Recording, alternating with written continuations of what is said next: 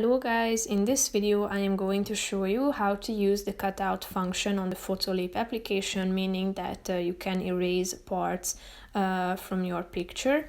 But first I just want to mention, don't forget to subscribe to my channel, because at 10,000 subscribers I am going to show you my whole YouTube revenue statistics and growth strategy, how to make money online. So let's jump into it. First of all, open the application on your phone, then go to your home page by tapping on the home icon down below, which is the first option. After that, you should go to the Start Creating section and tap on Edit Photo. Then you can add the picture or select one from your listed items. Then tap on the cutout icon down below, which is the third option.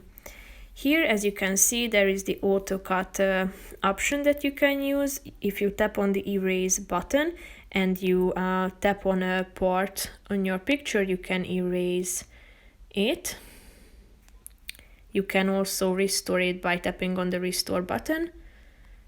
As you can see, you can also invert the picture, and if you start using your finger on the screen, you can select that part that you want to display, like this. You can also do it in a shape. You can choose from a vast variety of shapes available here.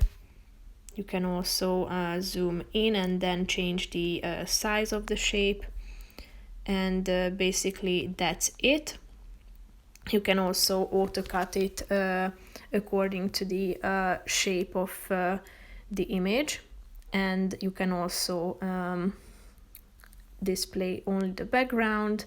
Clothes, sky and greenery options are also available in in those cases when you, for example, when your picture displays clothes, sky and other things like that, or elements that can be seen listed here. So that's how you can use this function.